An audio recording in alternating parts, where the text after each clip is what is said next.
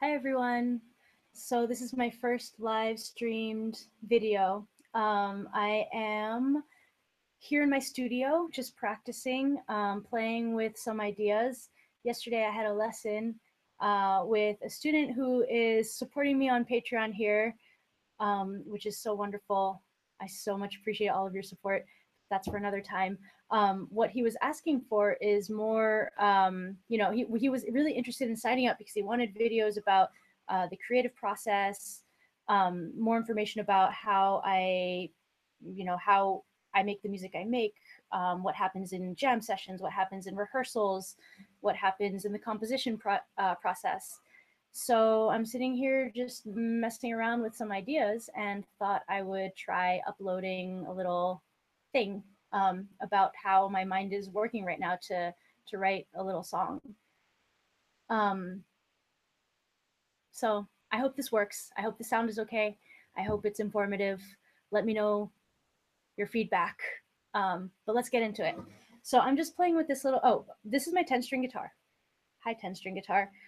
If you're watching and you play guitar and you would like to try the things I'm doing, I'm just playing the range of a regular 6-string guitar, which are these these higher 6 strings.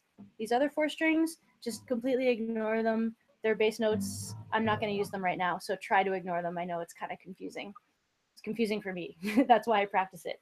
So right now, I'm just playing with a kind of open string. I started this whole idea playing with an open string G sus sound. So if you don't, play a lot of guitar, but you play a little bit, you probably already do know this regular G chord shape. It's almost that. So I'm just playing a G bass note, and then I have my open D string, open G string.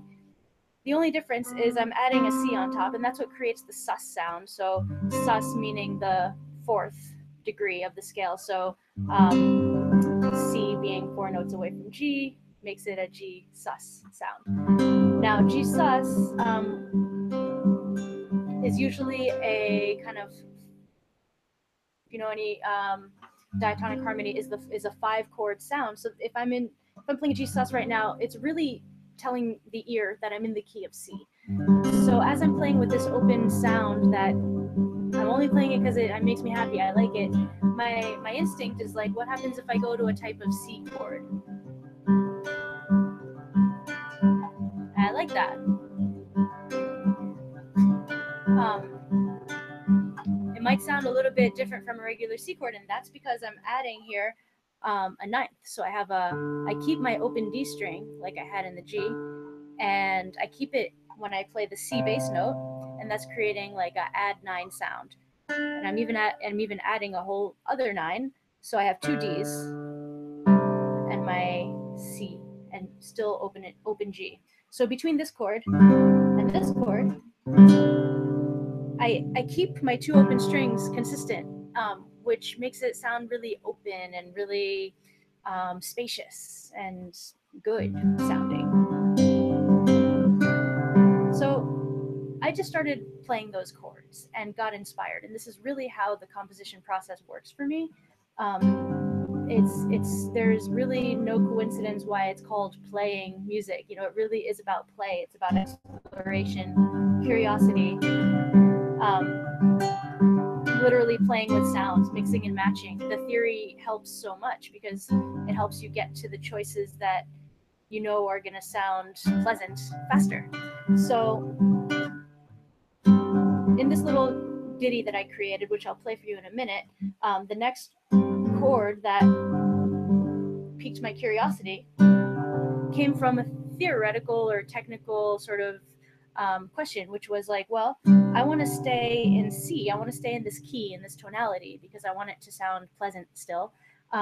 So a good option is always play an inversion of the chord that you're on. An inversion meaning changing the bass note of the chord, moving the bass note to the next chord tone. And for those of you who don't follow theory, I'm sorry, this is maybe more of like a theoretical based video, but hopefully, this is you, Rodney. Hopefully some of you will get something out of it. So G sus. Now I'm going to play an inversion of C, right? So this is C. I'm just going from my root and my ninth to a third and a fifth on top. And this is just like kind of a melodic decision, right? Meanwhile, I'm still keeping these two open strings consistent. So it still sounds open and pleasant and spacious and good. So far, and then I just played those chords, and I kind of it inspired a particular rhythm of the finger picking. So I'll play that for you. That's what got me. From here, my ear was like, here I'm hearing. I want to go one more note higher. There it is. Right?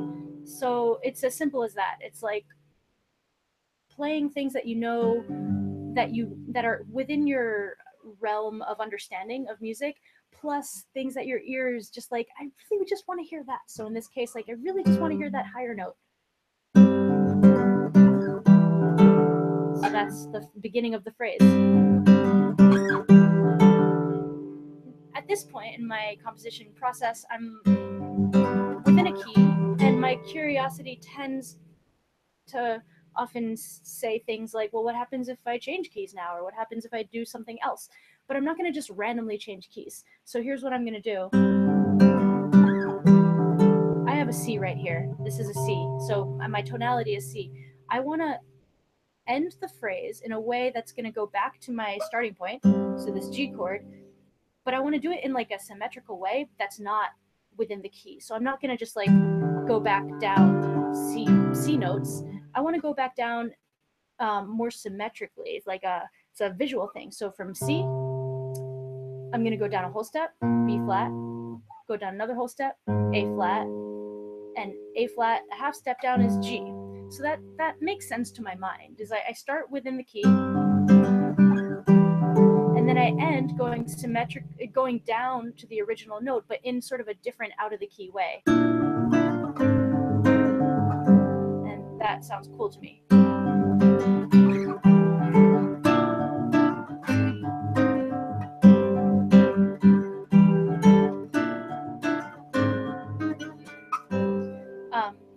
Yeah, so to sort of like, even if you don't know anything about theory, I think there is something you can get out of this process of like beginning with things that you know are right, are safe. You're making a statement that's very accessible and easy and pleasant, and no matter what is going to at least not annoy anyone.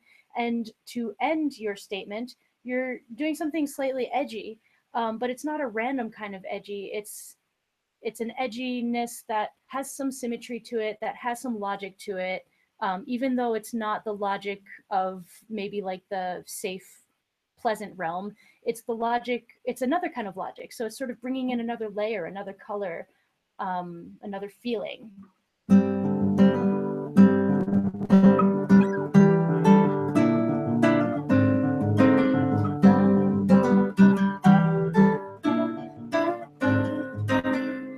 And if you are following the musical information on this, one like very special trick that works for me anyway is there are two main movements to focus on.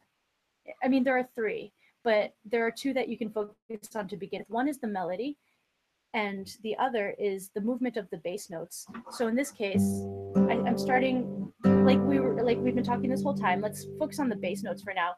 G to C within a key, up the inversion, still within the same, not only the same key, but the same chord, from this C to this type of C. And then the bass notes are going down symmetrically, down in whole steps until I reach G again. So that's a concept. In the melody is expressing what the bass movement is doing, in the sense that I'm playing within C. Now here, the cool thing is, while my bass notes are going out of the key, my melody is staying within C. So I'm still in C. You can, if you play guitar, you can try to play this and see that all of these notes so far on the top anyway, like my first, my notes on the higher strings, they're all within a C major scale. So I could play this whole phrase within the C major scale while the bass notes are moving to these, you know, other weird places.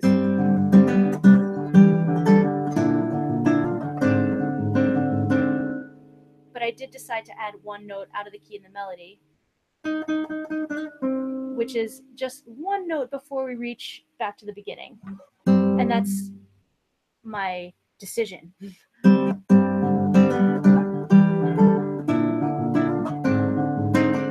I'll try to do it really slow in case you're trying to follow it.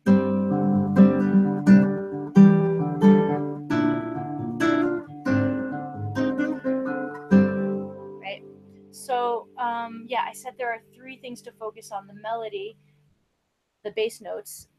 Both of those subjects have sort of a concept to them in the movement of this little phrase. And then the third thing to focus on, which will kind of like naturally come if you focus on the other 2, is the middle. So in this case, my middle notes, I mean, in the chords, my middle tones are mostly sustained. My open D string and my open G string, they're just kind of hanging out there almost the whole time. That's what makes it sound really cohesive. Now, here, I keep my open D, and I'm playing a D. Instead of an open G, I'm turning my open G into a D. So that still sounds pretty normal. This is the note, this is a C. So to make a long story short, my open G string changes a little bit, but it's all, like I said, within the key of C. So it's making sense to the ear. Anyway, if you can get anything out of this video, it's write songs, and all you have to do to write songs is start playing with tonalities, start playing with even any chord, you know, even open string chords, or even play with like a bass note and a melody note and see what movement wants to happen.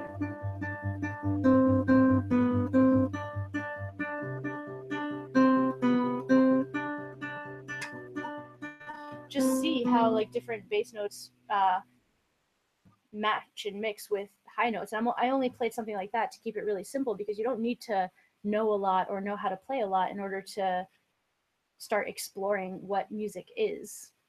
So I'm going to stop this video because I'm not sure if this even worked. So I kind of want to just make sure it worked.